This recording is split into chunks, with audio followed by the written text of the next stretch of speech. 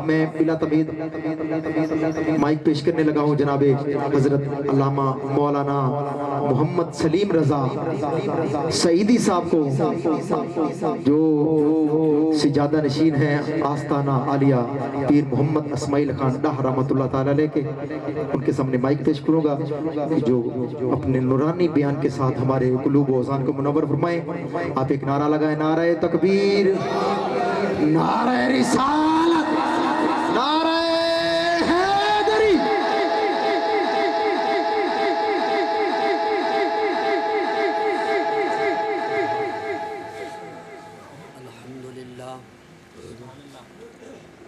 الحمدللہ رب العالمین، والصلاة والسلام علی سید الانبیاء والمرسلین، اما بعد فاعوذ باللہ من الشیطان الرجیم، بسم اللہ الرحمن الرحیم۔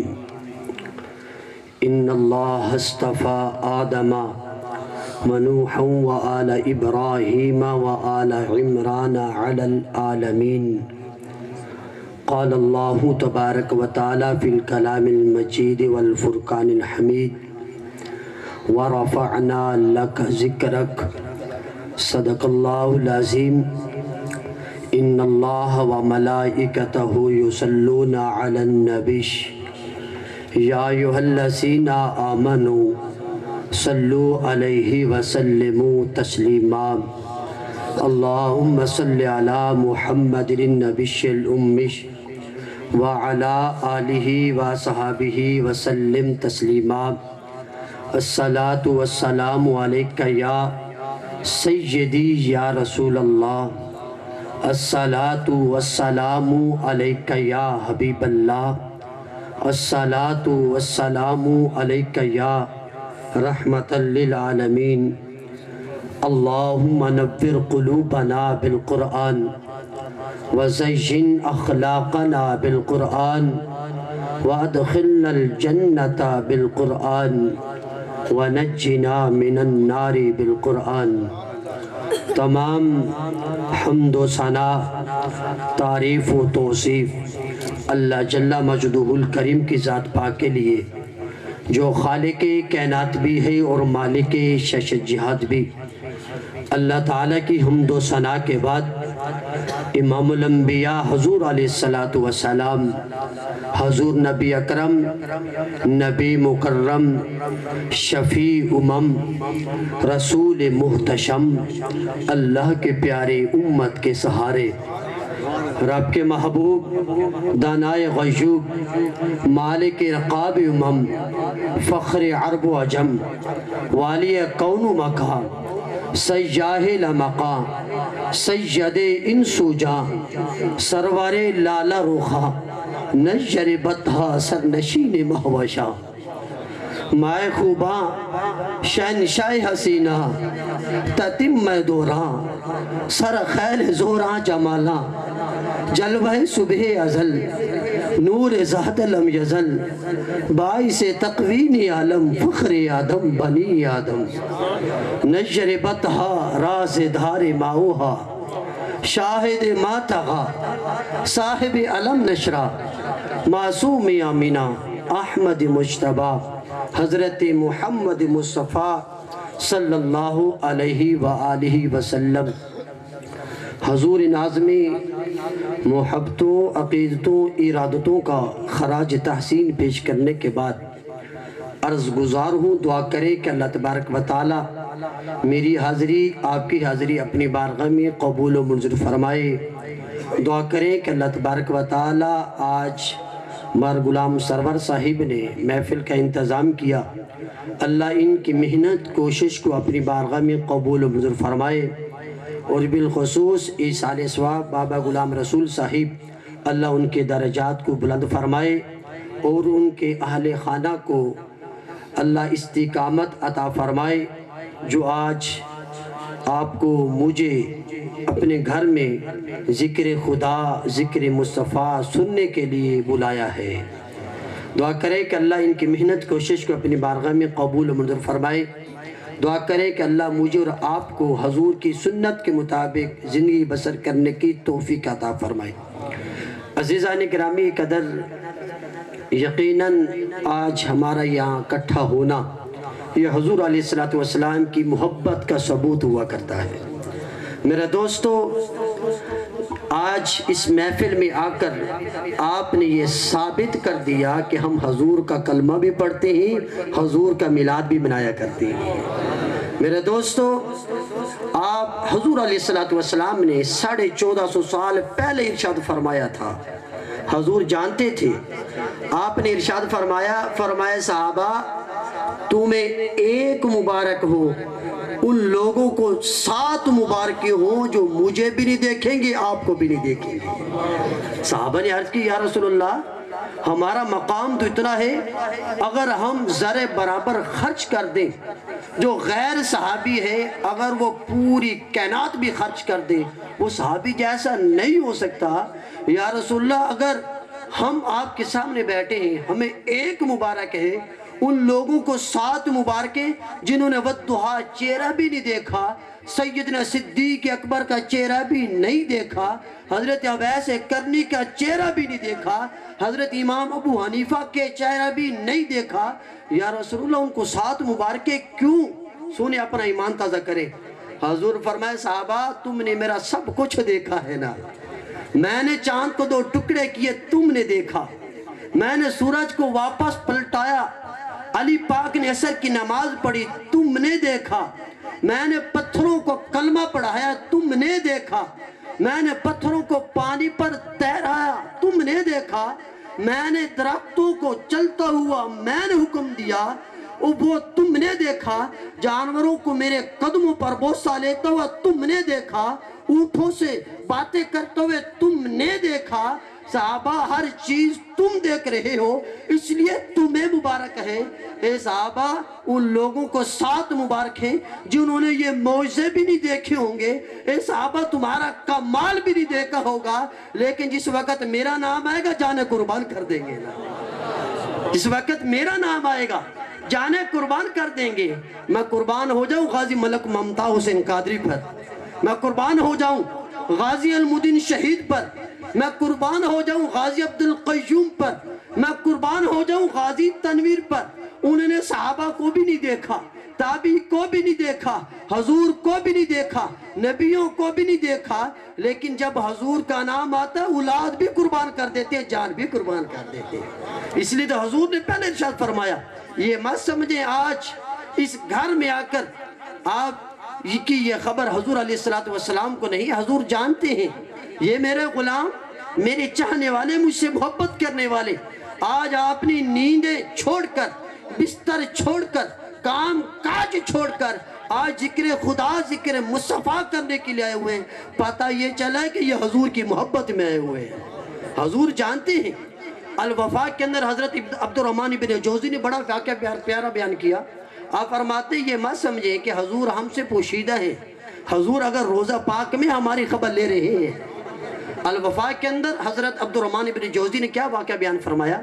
آپ فرماتے ہیں کہ جب حضور علیہ السلام نے نبوت کے اعلان فرمایا نا مکہ کے اندر، دیکھیں جب حضور نے نبوت کے اعلان فرمایا سب سے پہلے جو آپ نے تبلیغ کیا نا وہ اکاز منڈی مکہ میں لگتی ہے، اس میں آپ نے تبلیغ شروع کی تھی، اور یہودیوں نے حضور کو پہچان چکے تھے۔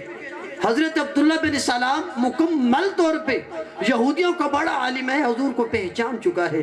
فرمایا جس وقت اکاز منڈی میں حضور نے تبلیغ شروع کی نا، یہودی مدینہ سے آئے، جس وقت حضور کا جلوہ دیکھا ایک دوسرے سے اسی طرح کہتے ہیں یار چہرہ وہی نہیں لگتا جس طرح حضرت عبداللہ بن سلام نے ہمیں سبق دیا تھا، ان کا قد و قامت اسی طرح نہیں لگتا جس طرح تورات کے اندر لکھا ہوا ہے، ان کی زبان اسی طرح نہیں لگتی جس طرح انجیل میں لکھا ہوا ہے۔ ایک دوسرے سے مشورہ کرنے جو پٹواری اور خرید و فروخت کرنے والے کاروباری تجارتی لوگ جس وقت وہاں پہنچے تو انہوں نے مکمل تسلی حضور کے چہرے کی اور حضور کے قدموں میں آ گر پڑے، عرض کرتے ہیں یا رسول اللہ ہمیں کلمہ پڑھو، ہم آپ کی زلفوں کا قیدی بننا چاہتے ہیں۔ حضور فرمایا تم تو کاروبار کرنے کے لیے آئے تھے، تجارت کرنے کے لیے آئے تھے، خرید و فروخت کرنے کے لیے آئے تھے، آپ کو کیا ہو چکا ہے؟ مدینہ سے آئے ہو کاروبار کرنے کے لیے، لیکن آپ میرا کلمہ پڑھ کے جا رہے ہیں۔ آگے وہ کیا کہنے لگے، یا رسول اللہ جو عبداللہ بن سلام نے ہمیں سبق دیا تھا نا، جو تورات انجیل کے اندر لکھا ہوا ہے، وہ مکمل نشانی ہم نے آپ کے اندر دیکھ لی ہے۔ پتہ یہ چلا یہ فقط اللہ کا حقیقی رسول ہے، وہ سچا رسول ہے، اس وجہ سے ہم نے آپ کی زلفوں کا قیدی بن گئے ہیں۔ میرے دوستو جو بات کر رہا ہوں، حضرت سواد بن کارب شام کے رہنے والا ہے۔ فرماتا جب حضور نے مکہ میں اعلان کیا نا نبوت کا، میرے تابع جن تھے، میں جنوں کے اوپر حکومت کرتا تھا۔ فرمایا ایک رات جن آ کر میرے پاس پاؤں کا انگوٹھا پکڑ کر کہتا ہے سواد بن کارب اٹھ، جس رسول کا انتظار تھا نا وہ مکہ میں آ چکا، جا کا کلمہ پڑھ لے۔ کون خبر دے رہا ہے؟ جن خبر دے رہا ہے۔ حضرت سواد بن کارب فرماتے جو وقت رات گزری میری آنکھ کھلی، میں نے کہا جن جھوٹ بڑے بولتے ہیں، کہ ایسا نہ ہو جن میرے ساتھ مذاق کر رہا ہے، جھوٹ بول رہا ہے۔ جس وقت رات گزر گئی، فرماتے جب دوسری رات آئی، اسی رات جن آ کر میرے پاؤں کا انگوٹھا پکڑ کر مجھے کہتا ہے سواد بن کارب اٹھ، تیرا نصیب جاگ اٹھا ہے، جس رسول کا انتظار تھا وہ مکہ میں آ چکا ہے، جا کے کلمہ پڑھ کے ان کو زلفوں کا قیدی بن جا۔ فرمایا جن نے جس وقت 2 راتیں مجھے خبر دیتا رہا، میں نے بات کو درگزر کر دیا، بات کو میں نے توجہ نہ دی۔ فرمایا جب تیسری رات آئی، سواد بن کارب فرماتے میرا پاؤں کا انگوٹھا پکڑ کر ہلا کر کہتا اٹھا بھی دیا، کہا کہ سواد بن کارب اٹھ، جس رسول کا انتظار تھا نا وہ مکہ میں آ چکا ہے، جا کے ان کا کلمہ بھی پڑھ لے، ان کے زلفوں کا قیدی بھی بن جائے۔ سواد بن کارب فرماتے جس وقت میں اٹھا نا، میں دل میں سوچ رہا تھا کہ فقط میری سر کی آنکھیں نہیں کھلی بلکہ دل کی آنکھیں بھی کھل چکی ہیں۔ فرمایا جس ہستی کے بارے میں یہ خبر دے رہا ہے نا، ہر چیز میں جن جھوٹ بول سکتے ہیں، لیکن جس ہستی کی خبر دے رہا ہے اس میں جھوٹ ہو ہی نہیں سکتا۔ فرمایا وہاں سے میں چلا، شام سے چلا، کاروبار چھوڑا، اپنی اولاد کو چھوڑا، گھر کو چھوڑا، چلتے چلتے جس وقت مکہ میں پہنچا، فرماتے حضور علیہ السلام صحابہ کو تبلیغ کر رہے تھے، آپ ان کو درس دے رہے تھے، کلمہ کی توحید کا آپ درس دے رہے تھے۔ فرماتے سواد بن کارب جس وقت صحابہ کرام کا مجمع لگا ہوا ہے، میں پیچھے آ کر بیٹھنا چاہا، حضور علیہ السلام نے کیا ارشاد فرمایا؟ فرمایا سواد بن کارب آگے آ جاؤ۔ بات سمجھی نہیں آپ نے؟ دیکھیں حضرت سواد بن کارب نے ابھی حضور سے مصافحہ بھی نہیں کیا، حضور سے ملاقات بھی نہیں کی، حضور سے سلام بھی نہیں کیا، حضور کو نام بھی نہیں بتایا، حضور کو باپ کا نام بھی نہیں بتایا۔ سواد بن کارب فرماتے ہیں جب میں وہاں پہنچا، ابھی ملاقات بھی پہلی ہے، حضور کو میں نے پہلی مرتبہ دیکھا، حضور نے مجھے پہلی مرتبہ دیکھا، حضور نے مجھے سلام نہیں کیا، میں حضور کو بھی سلام نہیں کیا، بلکہ ابھی پہلی ملاقات ہے۔ حضور نے میری پیشانی کے اندر دیکھ کر میرا نام بھی پہچان لیا، میرے باپ کا نام بھی پہچان لیا۔ فرمایا سواد بن کارب آگے آ جاؤ۔ میں دیکھ کر پریشان ہو گیا، فرماتے میرے پاؤں سے زمین نکل گئی، ابھی ملاقات پہلی ہے، حضور مکہ میں رہنے والے، میں شام کا رہنے والا، حضور کے لیے ملنے کے لیے آیا تھا، ابھی کلمہ بھی نہیں پڑھا، ابھی نام بھی نہیں بتایا، نام بتانے کے بعد مصافحہ بھی نہیں کیا، حضور میرا نام بھی جانتے ہیں، میرے باپ کا نام بھی جانتے ہیں۔ جس وقت حضور کے قریب آیا، حضور سے عرض کیا حضور آپ کو کس نے بتایا میرا نام؟ فرمایا مجھے نبی نہیں مانا، مجھے رسول نہیں مانا۔ عرض کہ حضور نبی بھی مانتا ہوں، رسول بھی مانتا ہوں، اس وجہ سے مکہ چھوڑ کے آیا ہوں۔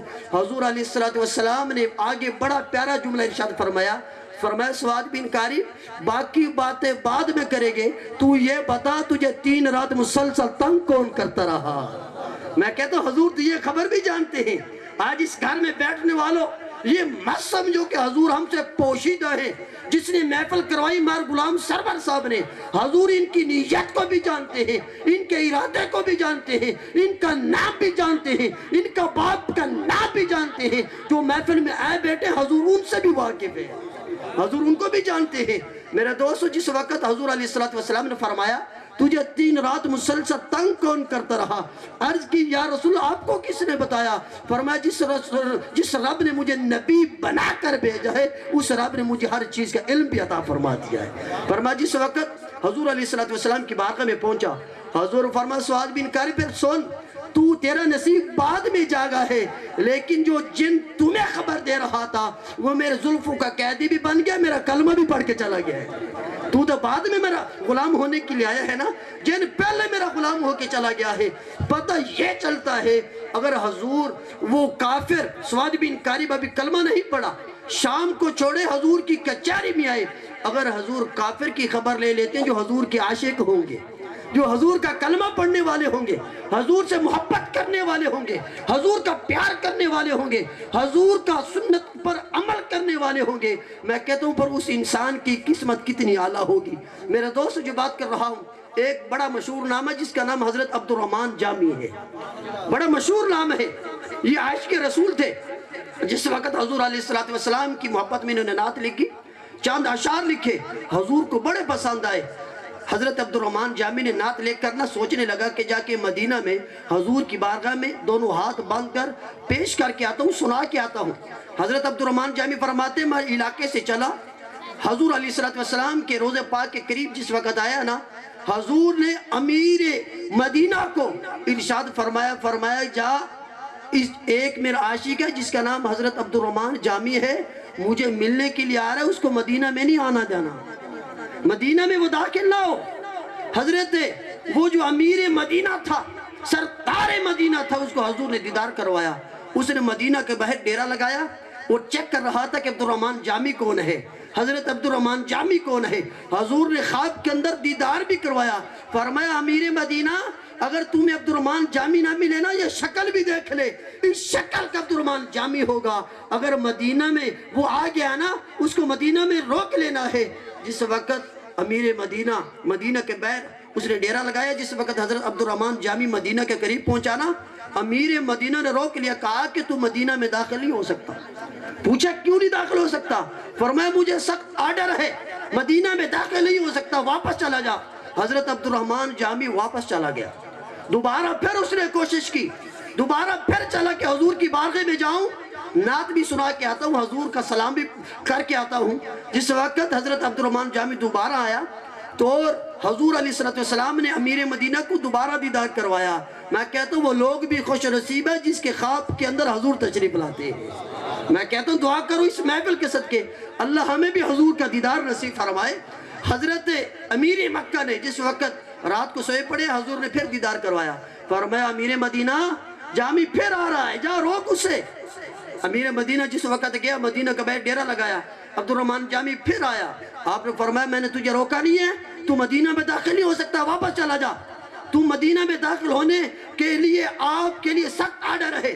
فرمایا جس وقت عبد الرحمن جامی واپس چلا گیا نا، تیسری مرتبہ حضرت عبد الرحمن جامی پھر کوشش کرتے ہیں۔ علماء نے لکھا ہے کہ عبد الرحمن جامی بندوں میں نہیں آ رہے تھے، جانوروں کے اندر چھپ چھپ کے آ رہے تھے۔ میں کہتا ہوں عشق ہو تو ایسا ہو، محبت ہو تو ایسی ہو، اس لیے تو حضور فرماتے صحابہ تمہیں ایک مبارک ہو، ان لوگوں کو 7 مبارک ہو جنہوں نے مجھے بھی نہیں دیکھا ہوگا، میرے موضوع کو بھی نہیں دیکھا ہوگا، جب میرا نام آئے گا جانے قربان کر دیں گے نا، فرمایا ہر چیز قربان کر دیں گے۔ حضور نے اس لیے فرمایا لا یؤمنو احدکم حتی اکون احب الیہ من والدی وولدہ والناس اجمعین۔ حضور فرمایا جب تک ہر چیز سے بڑھ کر مجھ سے محبت نہیں کر لے گا نا، اس وقت تک اس انسان کا ایمان کامل ہو ہی نہیں سکتا۔ حضرت عبد الرحمن جامی جس وقت تیسری مرتبہ آ رہا تھا، جانوروں کے اندر چھپ چھپ کے آ رہا تھا، حضور نے تیسری مرتبہ امیر مدینہ کو دیدار کروایا، فرمایا امیر مدینہ اٹھ، جامی پھر آ رہا ہے، اس کو روک لے۔ جس وقت یہ عرض کیا، امیر مدینہ نے پھر ڈیرا لگایا، جامی کو پکڑ لیا اور پکڑ کر تھپڑ لگایا، کہا کہ جامی تجھے میں نے روکا نہیں ہے کہ تو مدینہ میں داخل نہیں ہو سکتا، واپس چلا جا۔ جس وقت جامی واپس پلٹ گیا نا، رات کو خواب کے اندر حضور نے امیر مدینہ کو کیا ارشاد فرمایا امیر مدینہ تو نے جامی کو تھپڑ کیوں مارا ہے؟ میں کہتا ہوں تھپڑ کی خبر بھی حضور کو ہو جاتی ہے۔ فرمایا کہ امیر مدینہ تو نے جامی کو تھپڑ کیوں مارا ہے؟ وہ کسی کام کا مجرم نہیں ہے، کسی دنیا دار کا مجرم نہیں ہے، وہ بلکہ میری عشق کا مجرم ہوا کرتا ہے، میری محبت کا مجرم ہوا کرتا ہے، وہ کسی دنیا دار کا مجرم نہیں ہے۔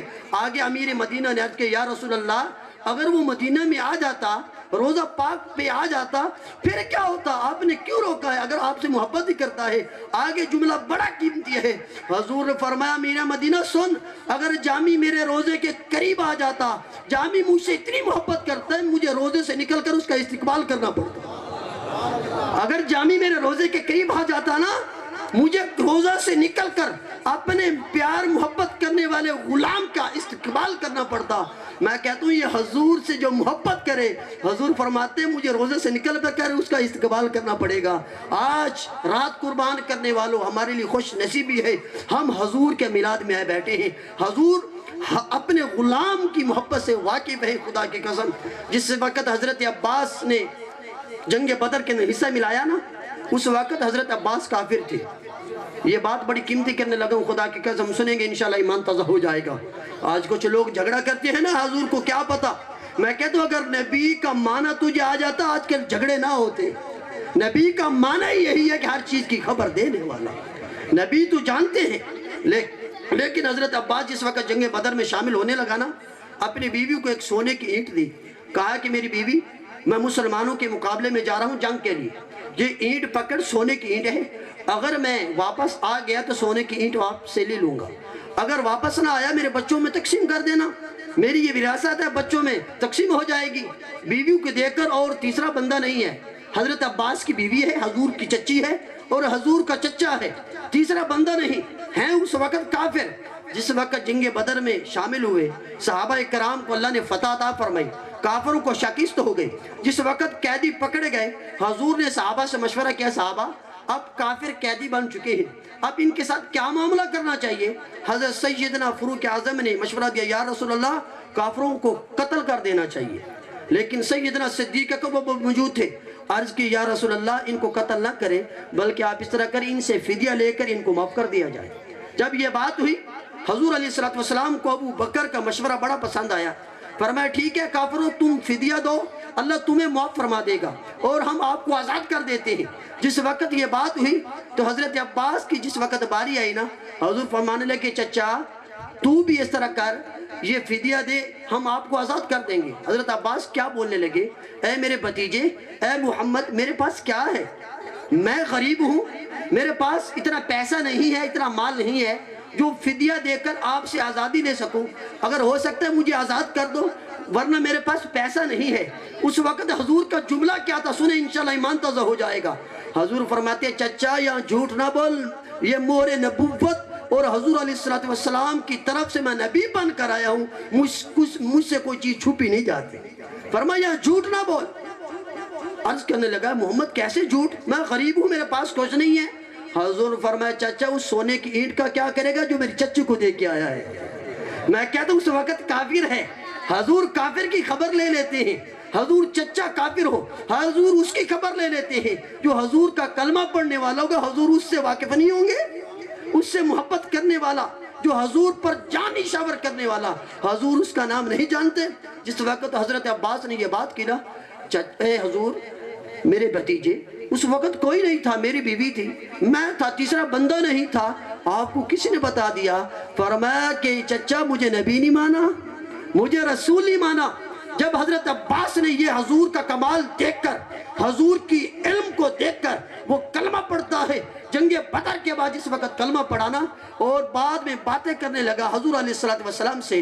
جس وقت باتیں ہو رہی تھی نا, چچا اور بھتیجے کی باتیں ہو رہی تھی, حضور اور غلام کی باتیں ہو رہی تھی. حضرت عباس عرض کرتے ہیں کہ یا رسول اللہ میں اس وقت بھی آپ پر ایمان لا چکا تھا جس وقت آپ کی عمر مبارک 40 دن کی تھی. حضور فرمائے وہ کیسے چچا؟ عرض کی یا رسول اللہ جس وقت میں آپ کے گھر آیا آپ پینگوڑے کے اندر پڑے تھے, میں نے کیا منظر دیکھا, جدھر آپ کی انگلی جاتی ہے چاند بھی ادھر چلا جایا کرتا ہے, جہاں آپ کی انگلی جاتی ہے چاند وہاں گھوم رہا تھا. جی ادھر انگلی جائے چاند ادھر چلا جاتا ہے, ادھر انگلی جائے چاند ادھر چلا جاتا ہے, ادھر انگلی جائے چاند ادھر چلا جاتا ہے. میں دیکھ کر پریشان ہو گیا کہ بچہ میرا بھتیجا ہے لیکن مقام کتنا اعلیٰ ہے, جس کا کھلونا چاند بن چکا ہے. جس وقت یہ بات حضور علیہ السلام سے کی, حضور نے بڑا پیارا جواب دیا. فرمایا چچا میں نے بھی آپ کو دیکھا تھا. میں کہتا ہوں سب لوگ موجود ہیں, نوجوان بھی بیٹھے ہیں, بچے بھی بیٹھے ہیں, بزرگ بھی بیٹھے ہیں, سب بتاؤ کہ ہمیں بچپن کی باتیں یاد ہیں؟ ہمیں بچپن کی باتیں یاد نہیں. ہمیں کون کھلاتا رہا, کون پلاتا رہا, ہمیں کون چلنا سکھا رہا تھا, بیٹھنا سکھا رہا تھا, لیکن حضور کی عمر مبارک 40 دن کی ہے. حضور فرمایا چچا میں نے بھی آپ کو دیکھا تھا. عرض کرتے یا رسول اللہ پھر چاند کیوں گھوم رہا تھا؟ حضور نے بڑا پیارا جواب فرمایا کہ چچا میری امی نے مجھے کپڑے میں لپیٹا، جس وقت کپڑے میں لپیٹ دیا نا میرا بازو تھوڑا سخت لپٹی گیا، لیکن میرا دل چاہ میں رہوں، مجھے تکلیف ہو رہی تھی۔ اللہ نے فرمایا جبریل جا، میرا یار رونے کا ارادہ کر رہا ہے لیکن میرے یار کو رونے نہیں دینا۔ جبریل نے عرض کیا یا اللہ کیا کروں؟ اللہ نے فرمایا میرا یار کو تکلیف ہو رہی ہے، اب ارادہ رونے کا کر رہے ہیں، یا اللہ میرا کیا کام ہے؟ اللہ نے فرمایا جبریل جا، چاند کو میرے یار کا کھلونا بنا دے، پتہ یہ چلے کہ حضور کی توجہ چاند کی طرف چلی گئی ہے، جہاں حضور کی انگلی چل رہی ہے وہاں چاند گھوم رہا گا، لیکن پتہ یہ چل جائے کہ حضور کی توجہ چاند کی طرف ہو جائے۔ میں کہتا ہوں جس کی ایک کھلونا چاند حضور علیہ السلام کا بن جائے، پتہ یہ چلتا ہے یہ حضور کی شان ہے۔ آج ہم بھی مٹی کے، ہمارے کھلونے بھی مٹی کے، ہم بھی نور کے ہیں، ہمارے کھلونے بھی نور، ہم بھی مٹی کے، ہمارے کھلونے بھی مٹی کے ہیں، حضور بھی نور ہے اور کھلونا بھی نور ہے۔ میرے دوستو حضور علیہ السلام ہم سے کوئی پوشیدہ نہیں ہے، حضور جانتے ہیں۔ میرے دوستو حضرت عبدالرحمن بن جوزی نے ایک اور بڑی پیاری بات نقل کی ہے۔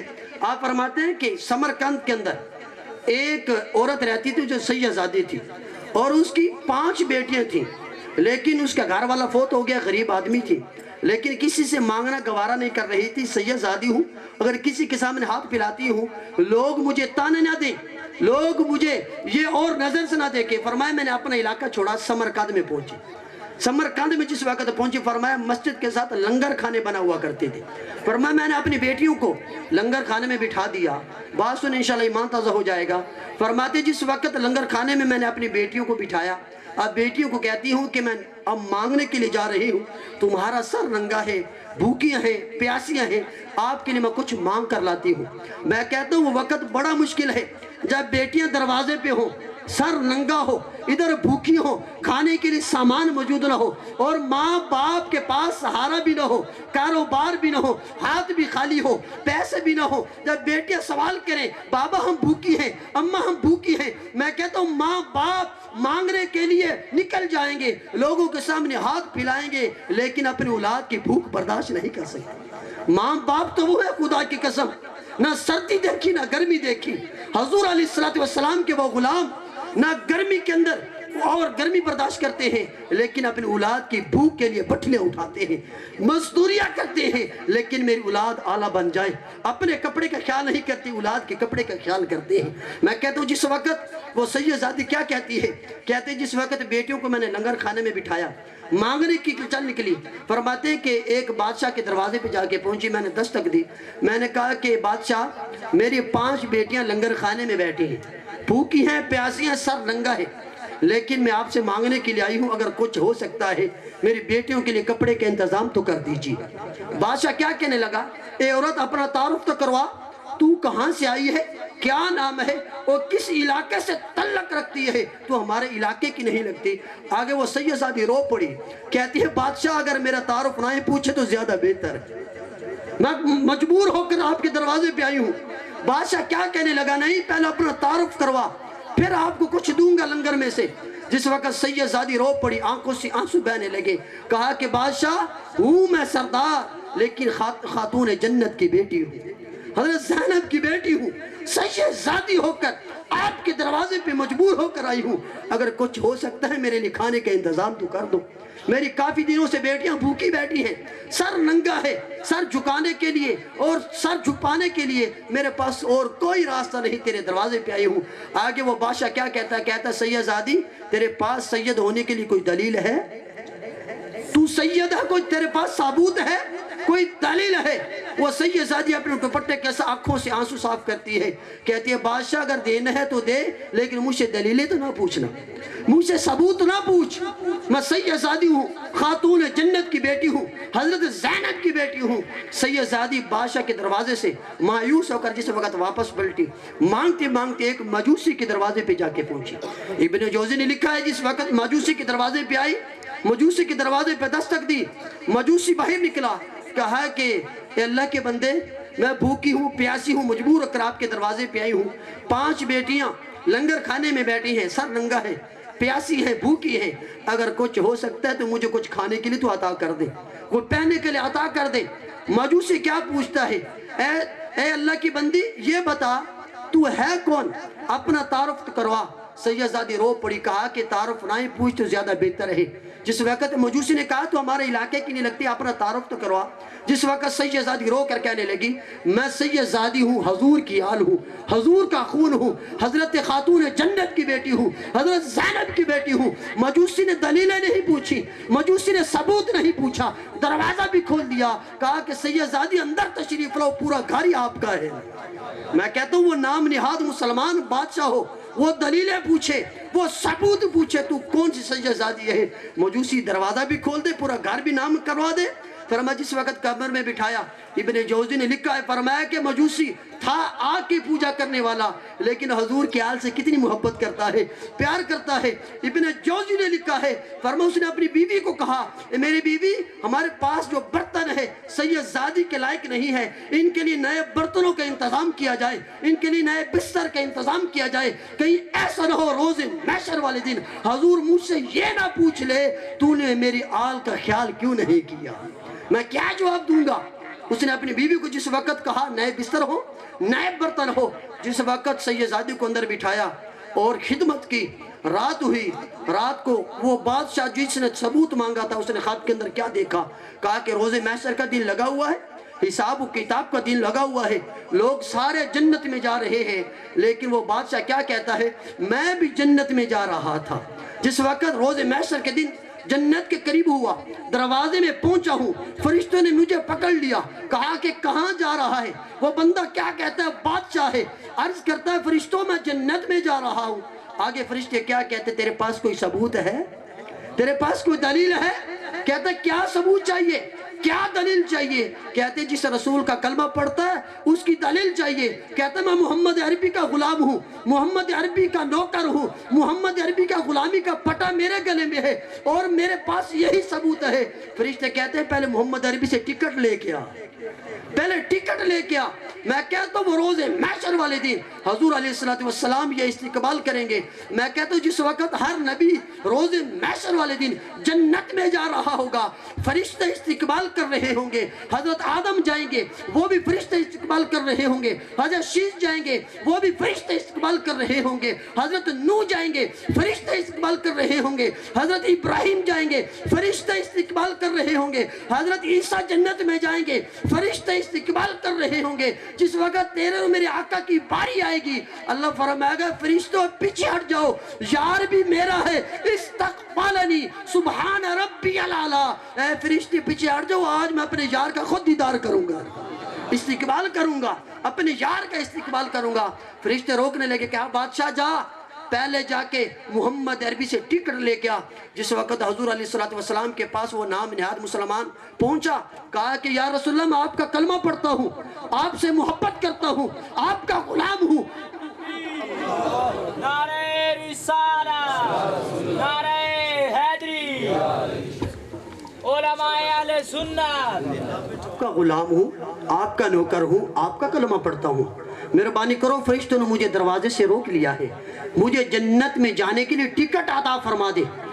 फरिश्ते जाने नहीं देते। मैं कहता हूँ अल्लाह वो वक़्त ना लाए, बल्कि फरिश्ते खुद जिस वक़्त लेकर जाएं और हजूर फरमा दे फरिश्ते ये छोड़ दो, ये मेरा गुलाम आ रहा। मैं कहता हूँ वो आलम, वो घड़ी कितनी आला होगी। जिस वक्त हजूर के पास वो नाम निहाद बादशाह आया, कहते या रसूल आपका गुलाम हूँ। हजूर फरमाया तू मेरा गुलाम है। अर्ज की आपका गुलाम हूँ।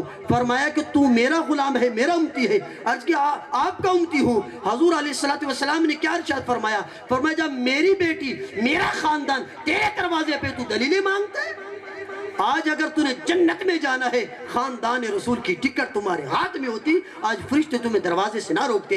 मेरा दोस्त जिस वक्त बादशाह की आंख खुली, बादशाह कहने लगा मैंने अपने पांव पर खुद कुल्हाड़ी मार दी। फरमाया ढूंढने निकला हजूर का खानदान किधर है, ढूंढने निकला खातून जन्नत की बेटी किधर है, हजरत ज़ैनब की बेटी किधर है। फरमाया जिस वक्त ढूंढने के लिए तलाश करते करते पता चला वो सैयदजादी तो मजूसी के घर में बैठी है।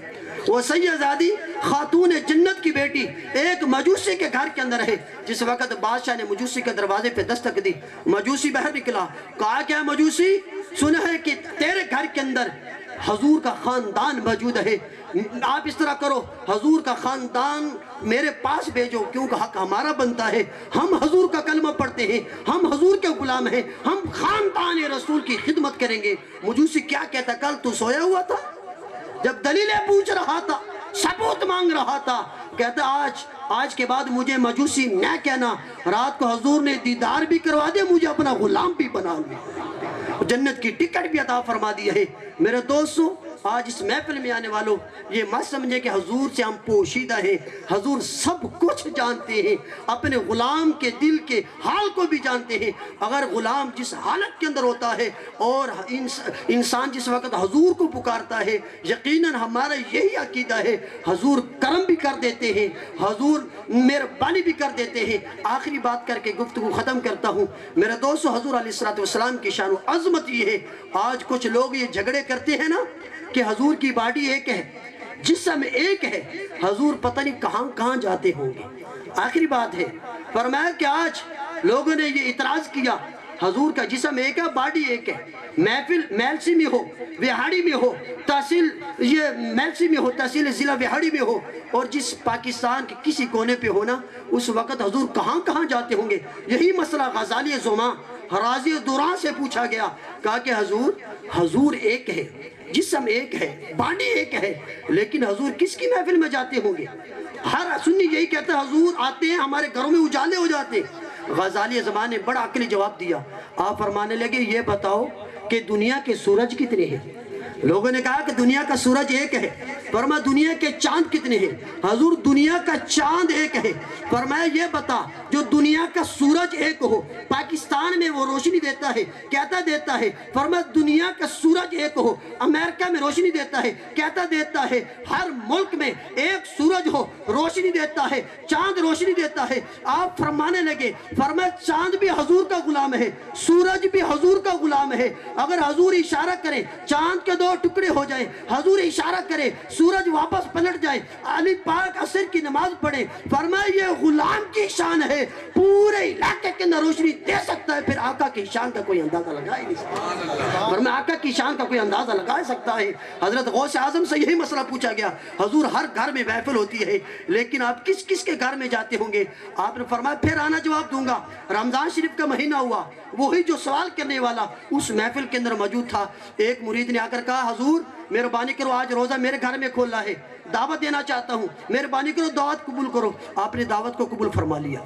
دوسرا مرید آیا، کہتا حضور دعوت کرنی ہے، دعوت قبول کر لو، روزہ افطار کرنا ہے، لیکن آپ نے اس کو بھی ٹائم دے دیا۔ تیسرا مرید آیا، آپ نے اس کو بھی ٹائم دے دیا، حتیٰ کہ 70 مریدوں نے حضور غوث اعظم کو دعوت پیش کی۔ آپ نے 70 مریدوں کی دعوت کو قبول کیا۔ وہ منکر بھی بیٹھا تھا جو اعتراض کرنے والا تھا۔ جب شام کا وقت آیا، روزہ افطار کے وقت آیا، آپ نے روزہ جب افطار کیا، میں آپ سے پوچھتا ہوں روزہ افطار کرنے کا مختلف وقت ہوتا ہے یا ایک وقت ہوتا ہے؟ ایک ہی وقت ہوتا ہے۔ آپ نے 70 مریدوں کے بعد جس وقت روزہ افطار کیا، صبح ہوئی، ہر مرید کی یہ خواہش تھی کہ غوث اعظم نے میرے اوپر کرم کیا ہے۔ پہلا مرید کہنے لگا، دیکھو یارو غوث اعظم نے میرے گھر میں قدم رکھا ہے، میرے گھر میں روزہ کھولا ہے۔ دوسرا نذیر بھائی بولا، کہتا ہے کہ غوث اعظم میرے گھر میں آئے، حتیٰ کہ جب تیسرا انسان بولا، آپ فرماتے ہیں کہ یار کیوں جھوٹ بولتے ہو، غوث اعظم میرے گھر میں ہے۔